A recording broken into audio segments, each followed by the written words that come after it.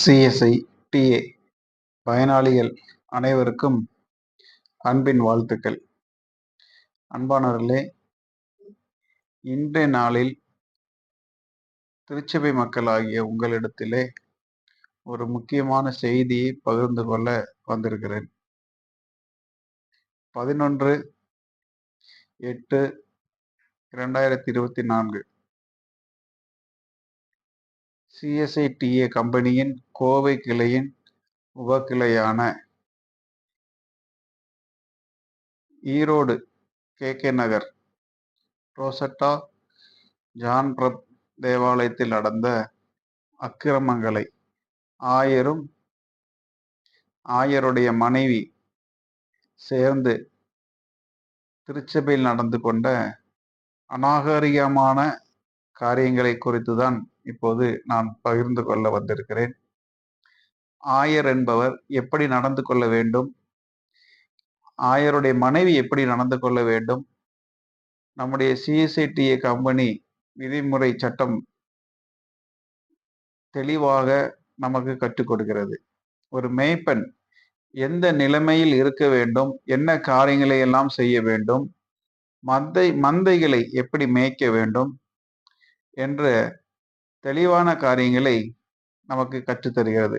ஆனால் சிஎஸ்ஐடிஏ கம்பெனியில் சுவிசேஷ துறையில் பிஎஃப் மற்றும் சம்பளம் வாங்கும் சுவிசேஷ பணியாளர் ஜான் ரவிக்குமாரோடைய தில்லாலங்கடி வேலைகளை கடந்த சில நாட்களாக தொடர்ந்து நம்ம பல்வேறு வீடியோகளில் ஆதாரபூர்வமாக பார்த்து வருகிறோம். இந்த அடங்காத ஆயர் ஜான் ரவிக்குமாரும் அவருடைய மனைவி அடங்கா பிடாரி மனைவி ஆஷா அவர்களும் சேர்ந்து திருச்சபையில் நடந்த கொடூரமான காரியங்களை குறித்து தான் இந்த பதிவு. கடந்த சில நாட்களாக திருச்சபையில் 2 வருடத்திற்கு மேலாக கணக்கு கொடுக்காமல் அலைகழித்து வருவதாக கே நகர் தேவாலய மக்கள் கொந்தளித்து பல்வேறு விதமான போராட்ட காரியங்களில் ஈடுபட்டார்கள். இதில் சமரசம் எட்டப்படாததினால் இந்த சமரச பேச்சுவார்த்தைக்கு யாரும் தயாராகாத காரணத்தினால் ஒவ்வொரு நாளும் பல்வேறு இக்கட்டுகளுக்கு இந்த சபை அலைகழிக்கப்பட்டது. இந்த சபையை குறித்து சபை சரியான பாதையில் வழிநடத்தி கொண்டு போக வேண்டிய போதகருடைய மனைவி ஆஷாவும் ரவுடியாக மாறிய காட்சிகளை இப்போது இந்த காணொளியில் பாருங்கள்.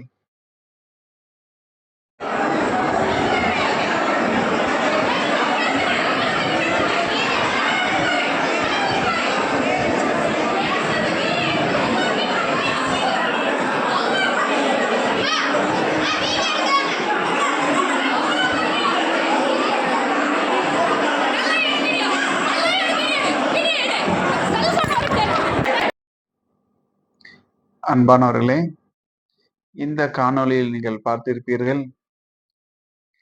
இந்த காணொளியில் ரவுடி பேபியாக வலம் வந்த ஆஷா.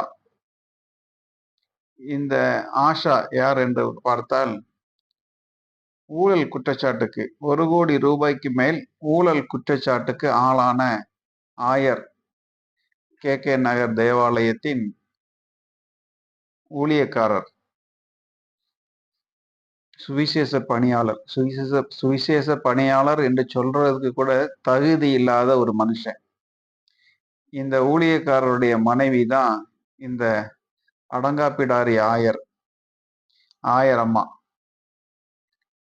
இந்த அம்மையாருக்கு இந்த தேவாலயத்துல வெட்டியா பொறுப்பற்ற முறையில தகுதி இல்லாத இந்த அம்மாவுக்கு இந்த போலி நிர்வாகி கமிட்டிங்கிற பேர்ல ஒரு கூட்டத்தை இந்த ஜான் ரவிக்குமார் வச்சிருக்காரு. இந்த ஜான் ரவிக்குமார் வச்சிருக்கிற இந்த கூட்டத்துடைய ஒரு சில களவாணிகள்லாம் சேர்ந்து என்ன பண்றாங்கன்னா, தென்னிந்திய திருச்சபையில எங்கேயுமே கொடுக்காத ஒரு சம்பளத்தை இந்த ரவுடி பேபி ஆஷாவுக்கு கொடுக்குறாங்க. எவ்வளவு சம்பளம்னு பார்த்தீங்கன்னா, மாதம் ரூ. 15,000. மற்ற திருச்சபைகள்லாம் மாதம் ரூ. 8,000 குடுக்குறாங்க. அவங்களுக்கு அலோவன்ஸ் குடுக்குறாங்க. அந்த அலோவன்ஸ் எதுக்காக குடுக்குறாங்கன்னு தெரியல. இந்த ஆஷா என்பவர் என்ன பண்றாங்கன்னா,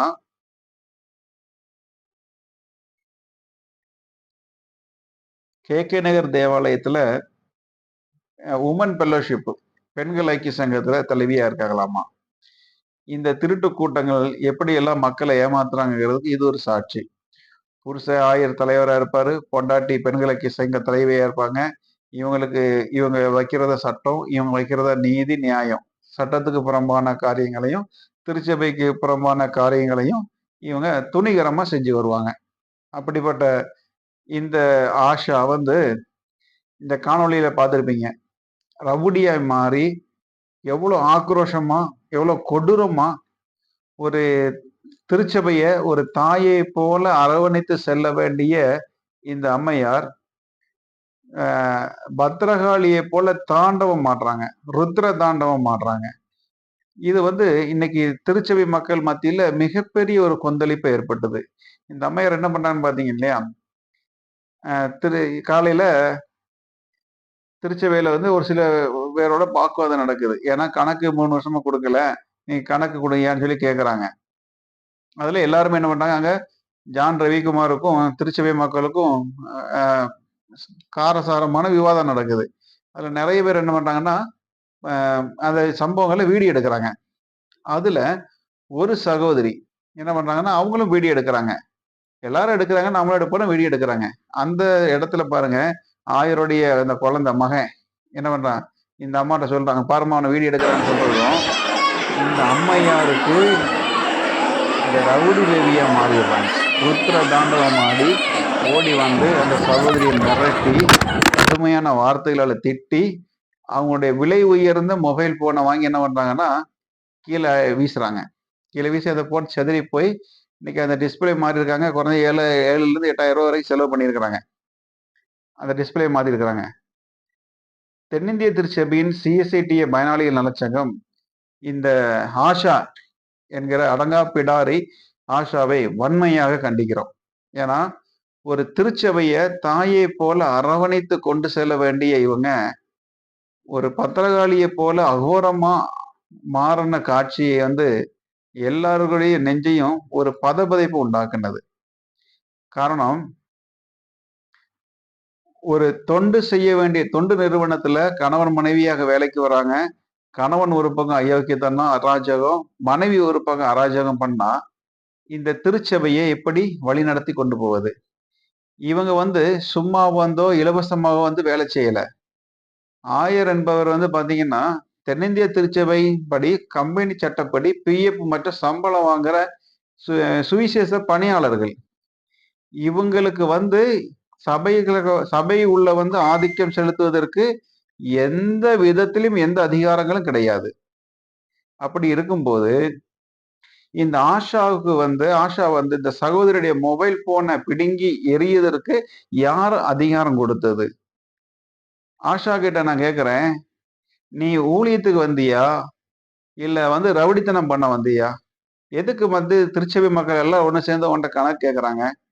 பெண்கள் ஐக்கிய சங்கத்தில் நீ பல மோசடிகள செஞ்சிருக்கிற. பல லட்சங்கள ஏமாத்திருக்கிற. சரியா கணக்கு வழக்குகள் இல்ல. அப்போ இத கேட்டனால புருஷனும் பொண்டாட்டிக்கும் என்ன வருது? கோபம் வருது.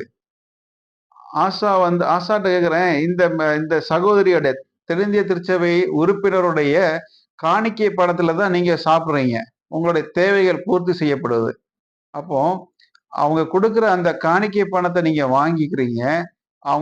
அவங்க மூலமா அந்த தேவைகள் சந்திக்கப்படுது. ஆனா, உரிமைகள கேட்கும்போதும், கணக்குகள கேட்கும்போதும் நீங்க என்ன பண்றீங்க? மிகப்பெரிய கொடூர குணமுள்ளவர்களாக, அரக்கர்களாக மாறி விடுறீங்க. இந்த சகோதரியோட மொபைல் ஃபோன எரிஞ்சு உடைக்கிற அளவுக்கு, பிடுங்கி எறிஞ்சு உடைக்கிற அளவுக்கு உங்களுக்கு என்ன அந்த சகோதரி மேல கோபம்? அவங்க கிட்ட நீங்க கோவப்படுற அளவுக்கு அவங்க என்ன உங்கள வந்து கோவப்படுத்துனாங்க? அவங்க எல்லாரும் நீங்க வீடியோ எடுக்கிற மாரி, ஒரு திருச்சபை எப்படி இருக்கணுங்கிறத, அந்த எடுத்துக்காட்டெல்லாம் மறந்துட்டு, திருச்சபை வந்து அல்லோலப்படுது. உங்கள மாரிப்பட்ட கயவர்களாலயும், திருட்டு கும்பல்னாலயும் இந்த திருச்சபை வந்து இன்னைக்கு சூறையாடப்படுது. அப்போ அந்த சகோதரி கேட்குறாங்க, அது கேட்டதுனால என்ன தவறு இருக்குது? இல்ல அவங்க அப்புறம் வீடியோ எடுத்தாங்க. அந்த வீடியோ எடுத்தனால என்ன தவறு இருக்குது?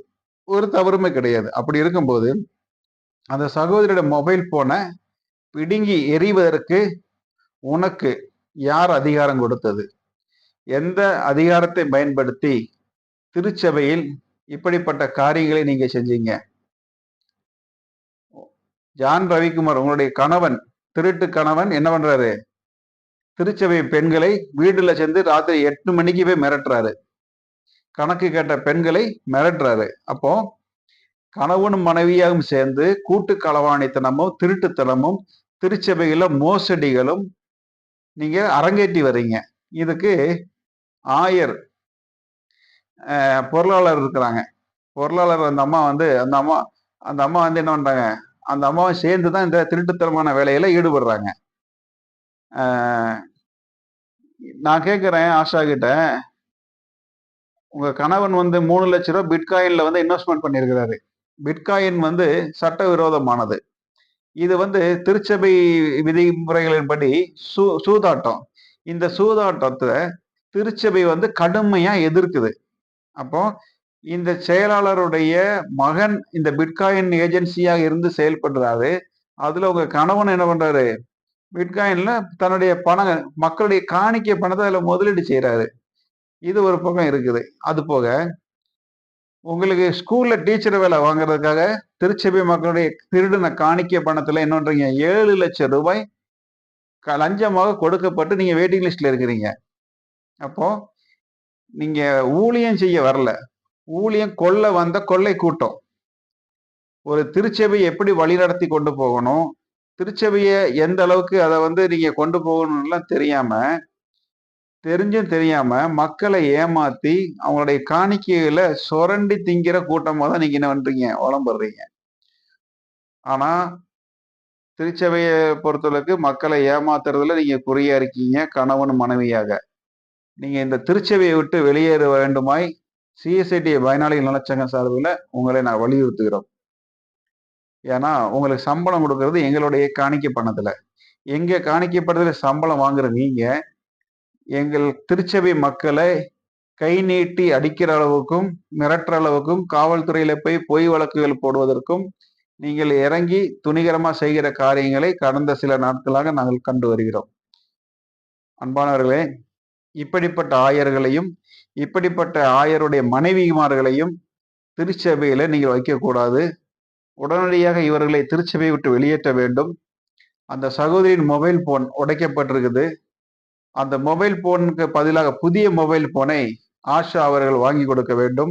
இதற்கு தார்மீக பொறுப்பேற்று ஜான் ரவிக்குமார் என்ற மன்மதராசா இந்த திருச்சபையை விட்டு வெளியேற வேண்டும் என்று சிஎஸ்ஐடிஏ பயனாளி நல சங்கம் சார்பில் கோரிக்கை வைக்கிறோம். இதை செய்யாத பட்சத்தில் மிகப்பெரிய அளவில் ஒரு ஆர்ப்பாட்டத்தை நாங்கள் நடத்துவோம் என்று இந்த காணொளி மூலமாக வலியுறுத்துகிறோம். அன்பானவர்களே, மீண்டும் இன்னொரு முக்கிய செய்தியோடு உங்களை காண்கிறேன். நன்றி, வணக்கம்.